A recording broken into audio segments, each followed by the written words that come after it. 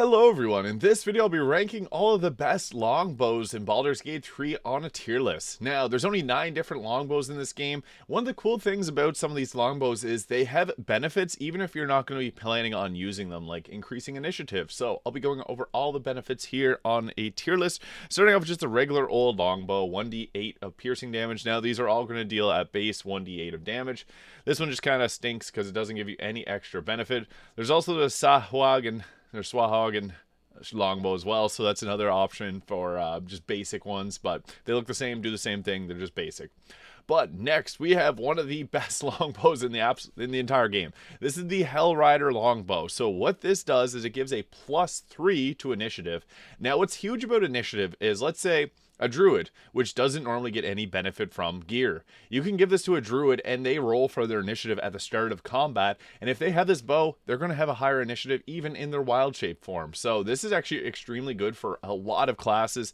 It also gives a advantage on perception checks, which is also really nice. Being able to roll 2 dice for perception's awesome. And it may also apply Fairy Fire on a successful attack, and Fairy Fire will give advantage on attack rolls and doesn't allow the target to turn invisible.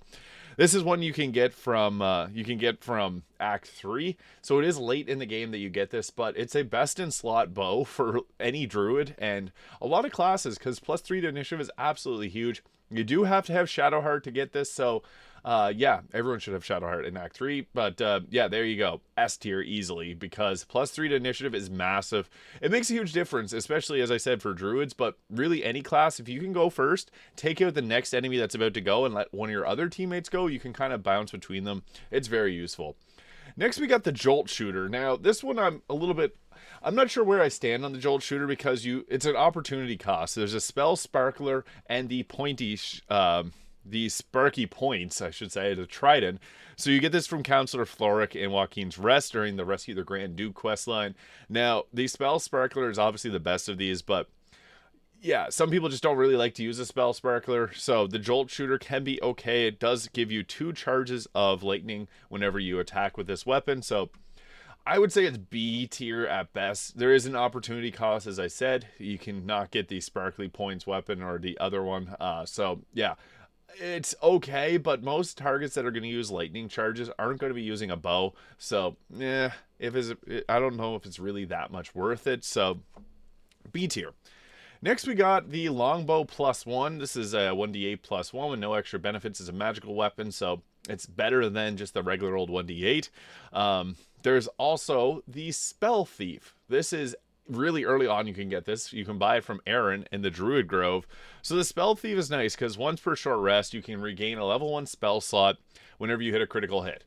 The only thing is, you're not like rolling a critical hit's like a 5% chance. It's higher obviously with different items, but getting a level 1 spell slot back is nice. But typically those that are using spell slots aren't going to be using this often. The best choice this would be for is like a ranger or maybe a paladin, so that you can get another smite or another like hunter's mark. But yeah, it's okay. I would put it at the top of the B tier. It's better than the Jolt shooter, I would say. But yeah, typically when you hear this, the Spellthief, you're thinking it'd be useful for a sorcerer, but sorcerers aren't oftentimes going to be attacking with a bow. They'd rather just use a cantrip. So yeah, I would say it's B tier. It's nice that you can get it extremely early on in the game. If you got this in Act 3, it'd be pretty rubbish. But yeah, I'm going to put it into the B tier there.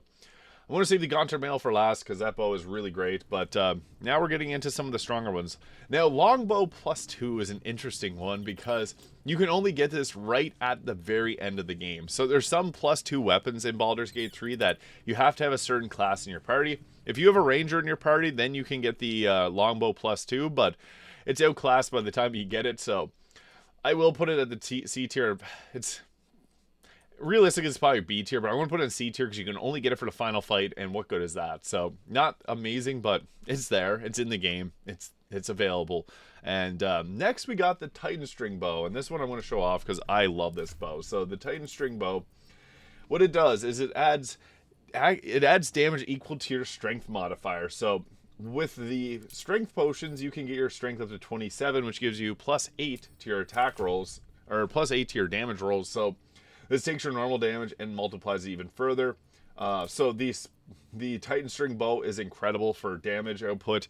It also has a +1 weapon enhancement, which is quite nice. But yeah, being able to add your strength modifier to the damage is awesome. Some builds actually benefit a lot from this. So with that, I would say that the Titanstring bow is an S tier choice, definitely. It's just a very powerful one. Being able to add your strength modifier to the damage is huge. And even early mid game, that's about 4 to 5 extra points. It could be A tier, but yeah, S tier to A tier. It's used in a lot of builds. A lot of people love this weapon. I'm not going to really have much in the A tier, so maybe I'll put it in the A tier just to keep things balanced, because I actually think that the next weapon, which I also have here, is even better. So the Deadshot. Now, what this does is the number you need to roll a critical hit while attacking is reduced by 1, and this effect can stack. So for crit fishing builds, this is your best friend, because it's going to give you a 5% more likelihood of rolling a critical hit. In addition, the wielder doubles their proficiency bonus while rolling range weapon attacks with this weapon, unless they have disadvantage. So you're much more likely to land your shots with this, and it has a weapon enhancement +2. This is a really great option. The Deadshot is huge. Being able to add your, being able to double your proficiency bonus gives you like a +8 to your attack rolls, which is huge. Much more likely to hit your shots, but also greater chance of hitting a critical hit with any weapon is massive. I'm going to put it in the S tier because on a rogue or really any class, half orcs double benefit from this. Being able to hit a critical hit is really nice. So yeah, put the +3 initiative bow or the increased critical hit chance bow on a target that you can put on Gale if he's going to do Scorch and Ray. That increases the Scorch and Ray's chance of hitting a critical, so it's nice. Finally, we got ourselves a Gontr Mael. Now, this is a solid bow. I'll pull it up here, and actually, where is it? I have it, but oh, I saw it there. The Gontr Mael. So what this does is on hit possibly inflicts Guiding Bolt, so giving an advantage on a next attack roll. It also glows, so you can set up things with like Radiating Orb if you need to be glowing. So put this on any of your clerics that have Radiating Orb set up, and they're going to be glowing with this. As you can see, it lights up the room, so that's nice. But what it also comes with, the biggest benefit, is the Celestial Haste. So with Celestial Haste, this is basically haste that lasts for 5 turns. Now 5 is worse than 10, but big benefit here. It doesn't this is something you can put on a fighter and give themselves haste.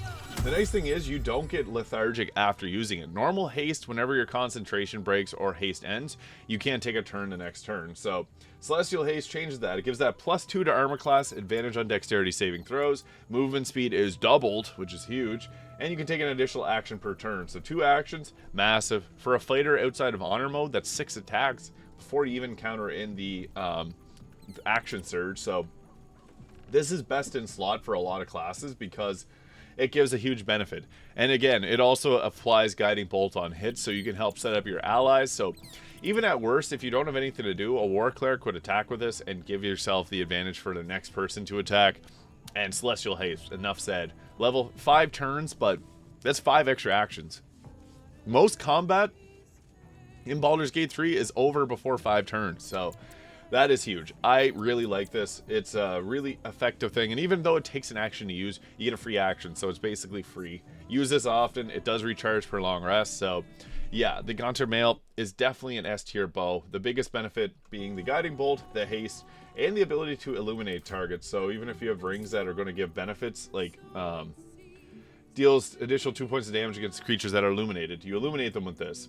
When the wielder deals spell damage while illuminated by a light source, they inflict Radiating Orb on the target for 2 turns. So there's lots of items that will benefit off of this, making it a very effective weapon. So there are the best longbows in Baldur's Gate 3.